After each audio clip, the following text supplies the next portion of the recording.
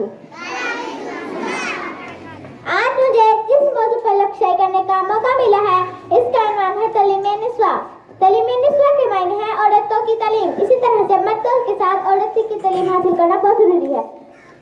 کوئی بھی قوم اس وقت تک ترقی حاصل نہیں کر سکتی جب تک کہ اس قوم میں مردوں کے ساتھ عورتیں بھی شانہ بشانہ کھڑی ہوں۔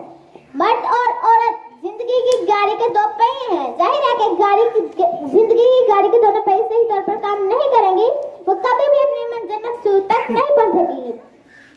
اسلام نے دیگر شعبوں کی طرح مردوں کے مابین کی کوئی تفریق نہیں کی۔ نبی کریم صلی اللہ علیہ وآلہ وسلم نے فرمایا، علم حاصل کرنا ہر مسلمان مرد اور عورت پر فرض ہے۔ یہ حقیقت ہے کہ دنیا میں وقت ہوتے ہی اس کی تعلیم و تربیت کا سلسلہ کیا ہو کہ صحیح تعلیم و تربیت صرف اور صرف ماں ہی نجوم میں انجام دے سکتی ہے۔ اگر ماں کسی شفقت، محبت اور طالب علم خیر خواہی کا مجلس موجود ہو تو تعلیم کے تمام مراحل آسان اور اس پر اثر ہو جاتے ہیں۔ انگریزی زبان میں بھی اسے مفہوم میں ادا کیا جاتا ہے the hands that rub the cradle rule the world، یعنی جو ہاتھ جلاتے ہیں یقیناً وہی ہاتھ دنیا میں راج کرتے ہیں۔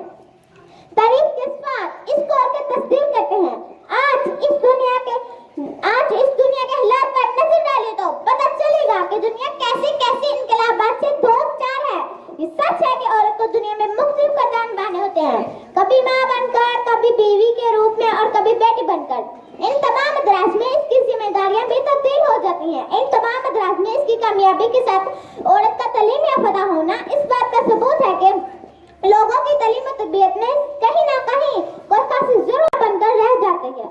لہٰذا عورت کو اپنا پہلا حق علم حاصل کرنا چاہیے، کیونکہ مذہب میں دینی اور دنیاوی کے حدود میں رہ کر حاصل کرنے کی پوری آزادی ہے۔